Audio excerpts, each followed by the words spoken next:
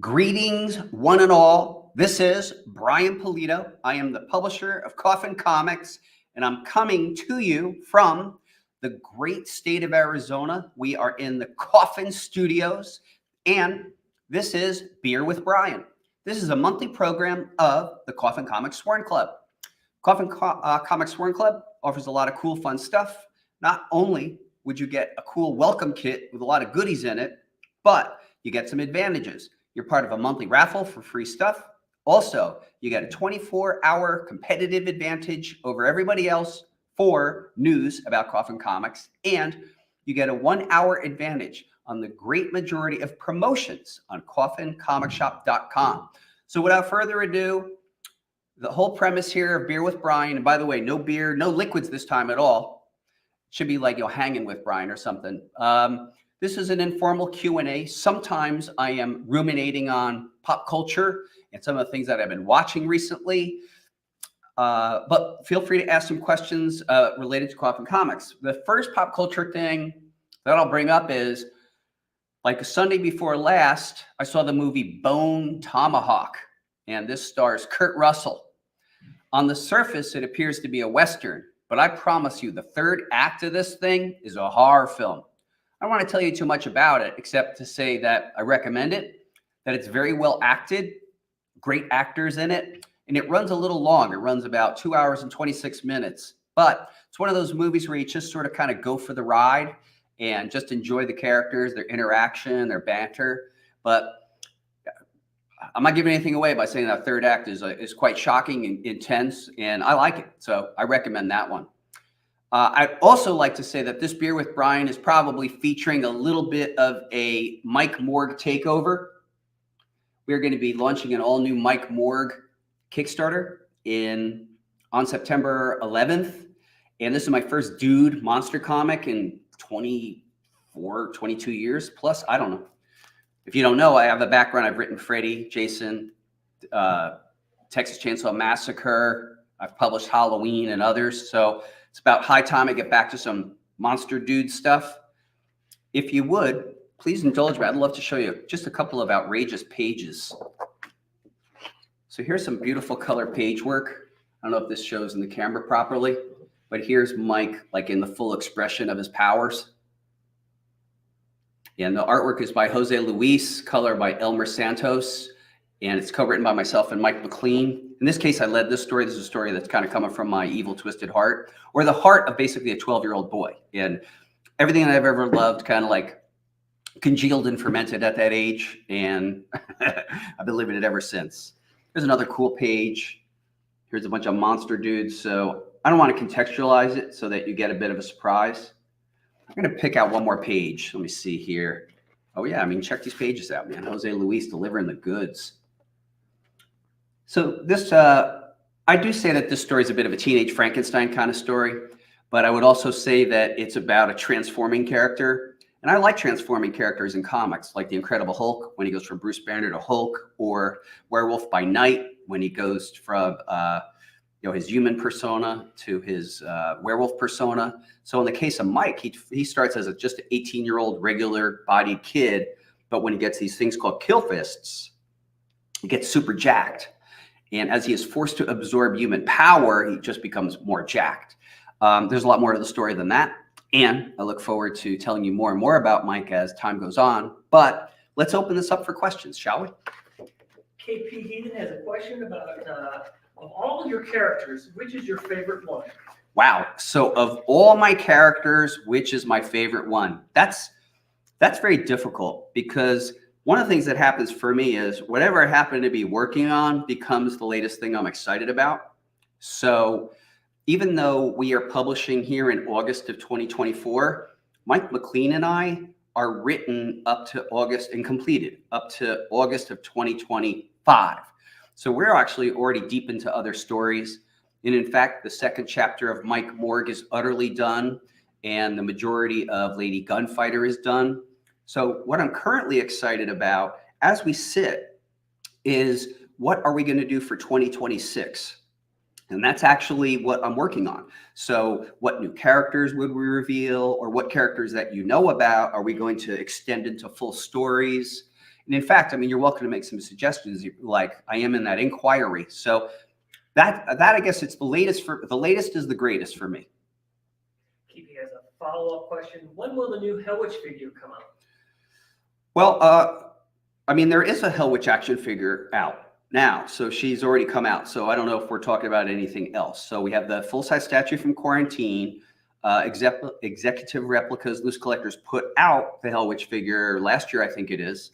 And those are the projects related to her that I could currently discuss. There's the Hellified one. Oh, that Hellified one. Yeah, I don't know. I gotcha. Yes, I know what you're talking about now. I don't know when that variant will be offered. So it's a licensing deal, and it's masterminded by a friend of ours named Winston, and he's the Machiavelli behind Executive Replicas. So he'll let us know when it's time. Solomon wants to know how was the excitement at San Diego Comic-Con this year? I got to tell you, the excitement at San Diego Con was real.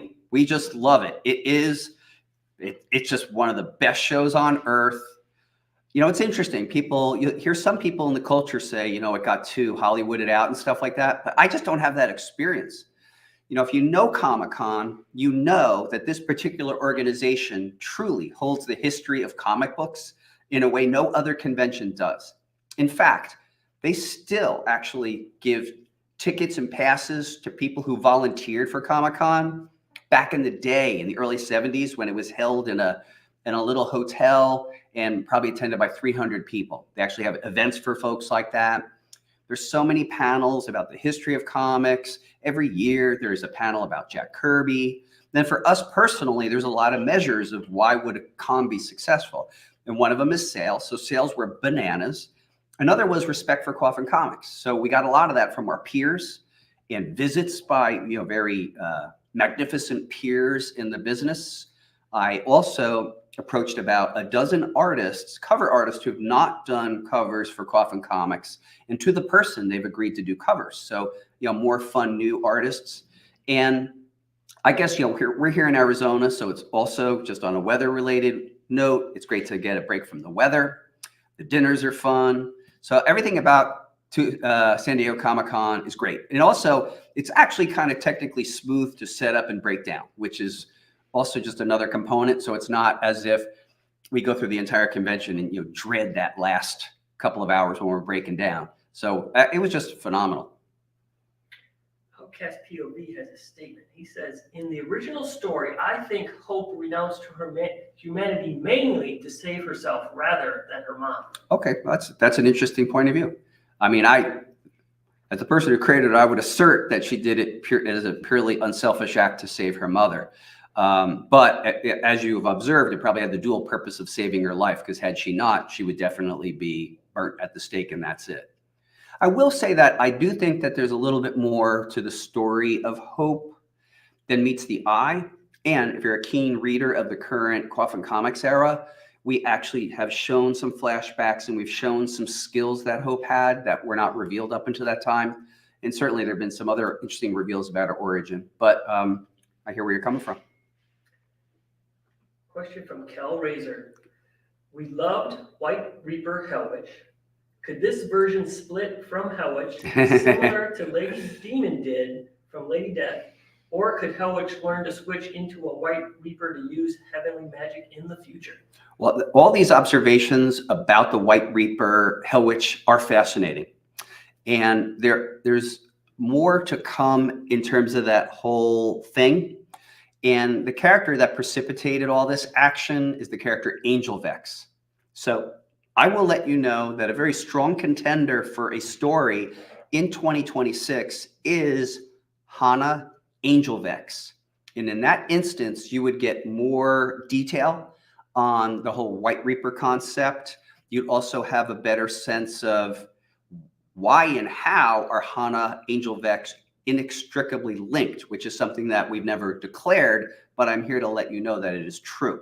So if you're interested just in all those kind of ruminations and machinations, it would be in that particular story. Dan Wintermoon asks, in Sacrificial Annihilation, Zane Xander saves every character in all of the Infinity Verse with a Lamb of God plectrum. That's right. What were Lamb of God's thoughts on how they saved the universe? Yeah, that's funny. I actually have not followed up, but I guess I should. I should send the books out to those guys and see what they think, because for sure that that was a nod to Lamb of God. Pure American metal, among the finest for sure of the last 15 years. Their music, like Ashes of the Wake, As the Palaces Burn, etc. I mean, so much of their music means a lot to me personally. So that was definitely a tip of the hat to those guys. Walk With Me in Hell is definitely one of the best songs, most meaningful songs for me of the last 15, 20 years. So yeah, it was just a nod to those guys. And I have through the years have had a friendship with those guys. Being myself, I tend to kind of just bury myself in my work, kind of let it lapse a little, but we're all on great terms. I would love to know what they thought about a Lamb of God guitar pick being responsible for saving the universe.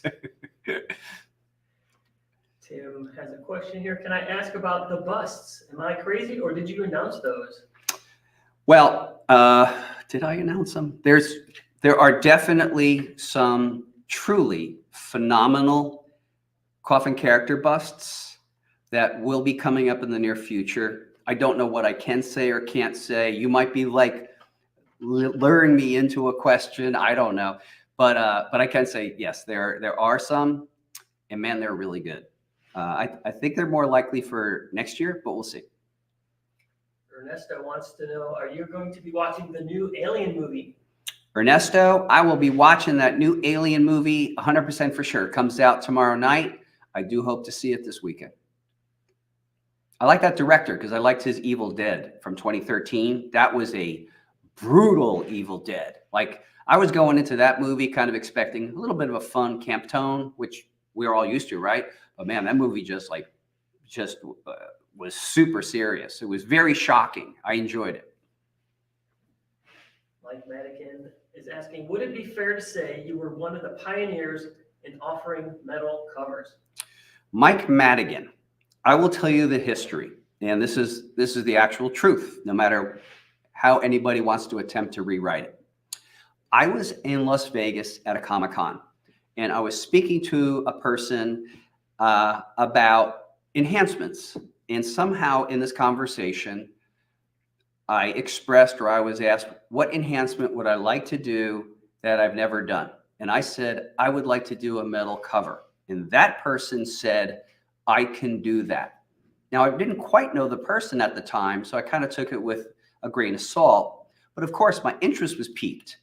And this person, whose name is Jacob Stem, who founded a company thereafter called Fairy Metal Photography, said that he did that type of work already on postcards that would show up at souvenir stores in the Las Vegas Strip. So I took the chance. I sent him a singular file for the cover of the original Lady Death, The Reckoning #3 by Stephen Hughes, and gave him a size. And indeed, it was printed. We tested it. We affixed it, and it worked. That particular image exists as the first ever generated metal cover. Instantaneously, we got the first ever metal edition into production. The artist on that edition was Murat Michaels. I believe that edition was limited to 44 serial numbered copies. It sold out instantaneously. And no matter who you hear it from, Coffin Comics, working in conjunction with Jacob Stem, made the first ever metal comic book cover of all time. And you've seen what's happened since. Calvin wants to know, hey, do you take submissions for cover work? So the question is, do we take submissions for cover work? It's at the moment we don't. We are booked for covers quite literally until April of next year. If your stuff is really super duper rad, I'll probably find out about you. We are always interested. We have contract artists. We have people we try out. We have people that come to our attention, but we're not personally actively soliciting art of any kind at the moment. Haley wants to know, when you put out a variant edition, how do you decide which previously published chapter to make them a cover for? Well, Haley, thanks for that question. One of the first criteria, I have my own publishing manual, and in it lists every single edition we've ever done. We have all that. I also have all the stories we've ever done, the names of all the pinups. And the first thing I try to do is to try to connect an image to a mood, a feeling, or a tone of a previous edition. So a recent example would be, I know we have an image, which is a color variant from Diabolical Harvest. So I know that when we offer this variant, I'm talking about during Black Friday, I'm going to marry the image and the story together. So that's one of the criteria. If for example, we have a pinup book series called Lingerie, it's very easy to match that image up, or art of a given Kickstarter series, or something like Cybernetic Desecration seems to be a good match for that kind of feel or that kind of vibe. So a lot of it's feel, a lot of it's vibe, try to connect it to story if humanly possible, that kind of thing. Matt wants to know, are we going to get a Captain Scargrave comic? I love her group of space pirates. Reminds me of Starjammers. Well, thank you. Yeah, Starjammers, the old Walt Simonson original graphic novel. I got it when it came out, of course. And, you know, we have a Captain Scargrave script, but I think we need to do a little bit more work on it, and then it would be ready.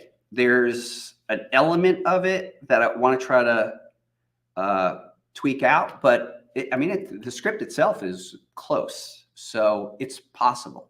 One of the things I was thinking about doing for 2026, because like 2025, although we have not announced it, we will announce the 2025 publishing schedule in September. And although it's written generally, in 2026, one of the things that I'd like to do maybe is to give characters who've never had a comic a shorter story. So maybe we would do a promotion where we would do 2 24-page stories of different characters. So years ago, we did that Tales of the Coffin verse. They were little 6-pagers. I'm thinking of maybe expanding it into some 24-pagers. Because to me, there's a lot of characters that just demand the story. Mujai, who's the ally of Madame Midnight, maybe Madame Midnight herself. How about Conjurer? So there's characters that would, to me, that demand it. So why not? And Scargrave certainly be part of it. So would be the Slatonists. So I'm looking maybe at 2026 going into a cycle where we'll do some stories. We'll do a promotion where it's like 2 24-page comic book stories offered at the same time for characters that have never got a story before. Graham Collects wants to know, has there ever been, or would you consider doing crossover comics with other characters such as Ghost Rider or Spawn? So in terms of team ups and crossovers, that's a situation where it takes 2 to tango. So we did do a crossover this year with Dan Mendoza's Still Ill Comics called Lady Death Zombie Tramp. And the reason that came together so easily is I would say that Dan and I are very simpatico. There's kind of like a lot. It's like we don't even have to talk about a lot of stuff. We're all kind of on the same page about things. And in our business relationship and in our friendship, we've always been our word to each other. So it's like, his word is super solid to me. And I would imagine it's the same way back. So that's one piece. Another piece is, how do you pull all that together? So, certainly I would like to do a Lady Death crossover with Spawn, but that's something that Todd McFarlane would have to want. And he may or he may not. Same thing with Ghost Rider. A trend I've noticed with Marvel and DC is they haven't been crossing over. So there are a couple of crossovers that I think would be really fun to do. And some I've even pitched. But it's not very easy because it's 2 different companies trying to kind of sort things out. Who does what? How does it get paid? How does one character prevail over another? So sometimes it's just easy to kind of do your own thing. I would never rule it out because there's some that I'm actually interested in and I'll probably circle back on. But yeah, none at the moment on the horizon. Robert McKnight wants to know, any more Hellwitch Spawn homages coming? So let's see. Hellwitch Spawn homages in the near future. Well, we do have some fun homages coming up. I think we have one right now on the Lady Death Eternal Sabbath Kickstarter campaign, I believe. Do we have that Tales of Suspense 39, I think, which is the Iron Man? And I know that on Mike Morg, we're definitely doing a Hulk special #1. But we have a couple more in our pocket that we're really not announcing. But it's possible. Here's one from Trey. Hey, Trey. Oops, it's going to pop up here. Here we go. Hello, Brian. Lady Satanis. Yes, Lady Satanis. It's basically a mix of Damon and Satana Hellstrom. I know you wrote Satana in miniseries Supernatural by Marvel. Did that inspire you to create Lady Satanis? That is an interesting question. Gosh, I mean, the Supernaturals was such a fun project to pull together. However, it was 2 decades ago, and I don't know if it directly, that particularly inspired me. But of course, there is no, I have nothing but love for all the mid-'70s Marvel monsters, whether it's Son of Satan, all of it.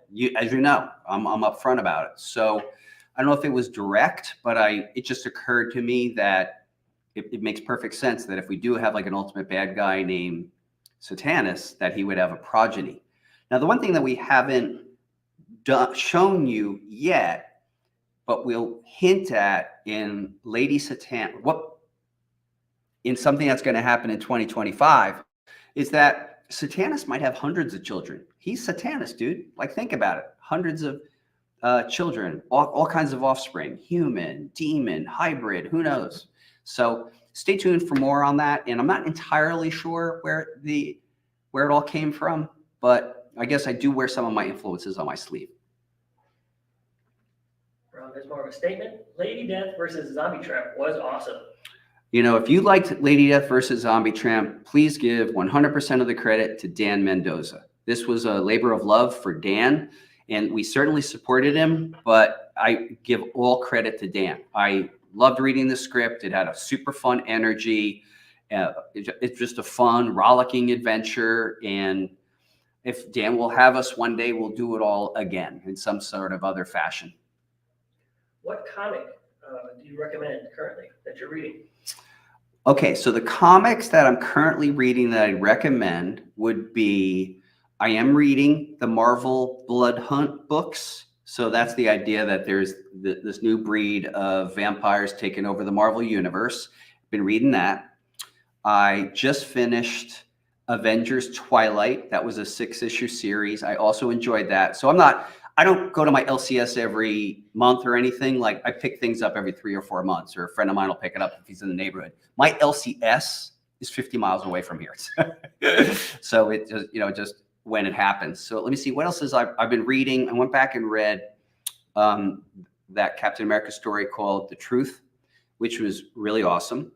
And I guess I've been reading some stuff in the past. So to that end, I've been reading stuff I never got to read the first time. So I'm reading, I purchased the entire Marvel Annihilation series of series. That's one that like started, had a bunch of mini series, and then had an ending. And I bought it all, and I'm just cracking it. So that includes Nova, Ronin, all that kind of stuff. So as far as that, and then as far as current stuff, I really like the series Grimm from Boom. It's really good. It's written by a woman named Stephanie Phillips, and it's cool as hell. We got time for one more. All right, one more question. And I'm going to show one more Mike Morg page. And again, I want to remind everybody that Morg is going to be on Kickstarter.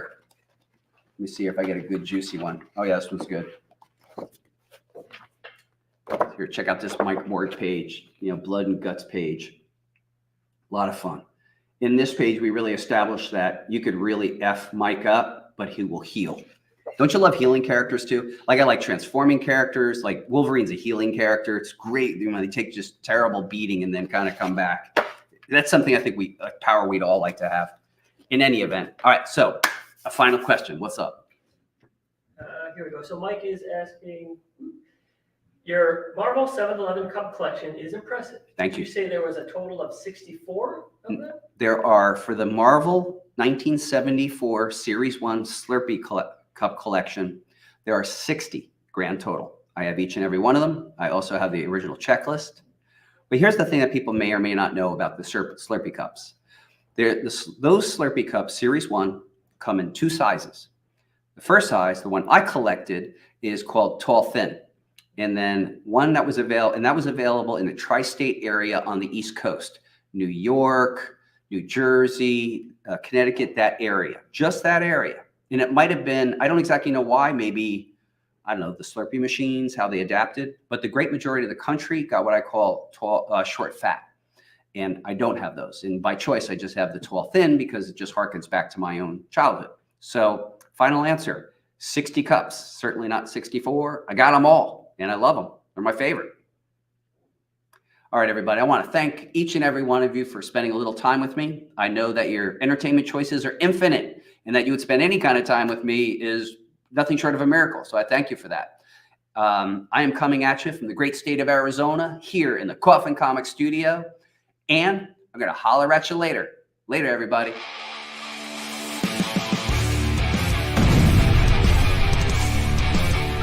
Hello, everybody. This is Brian Pulido, creator of Lady Death. We are back to unleash the darkest chapter of Lady Death's undead life.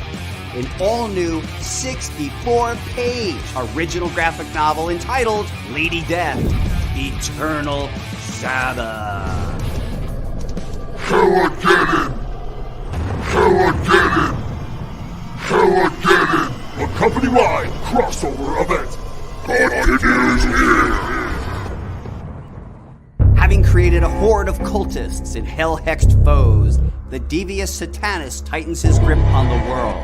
Only one obstacle stands in the way of absolute Hellageddon, Lady Death. While angels and Hellborn clash in the fiery ruins of New York City, Lady Death's crew of anti-heroes attempts to thwart the Dark Lord's plots. But Satanus is a hard devil to trick. A trap is sprung. A shocking conspiracy unfolds. A betrayal rocks Lady Death to her core, threatening those closest to her heart. No one will escape unscathed as the world burns. This is part 3 of the company-wide crossover event, Hell guest starring La Muerta, Hell Witch, Lady Satanus, Chaotica, and the most unlikely heroine of all, Madam Midnight. Helping me bring this hellacious chapter to life is our team. Co-writer Mike McLean, illustrator Diego Bernard, colorist Wes Hartman, veteran letterer Marshall Dillon. And look, here's the thing. This project is done. We just got to print, but I need your help because there is no doubt, without you, we are nothing. You are the engine that fuels us to go. Please pledge now and tell everyone you know. Thank you so much.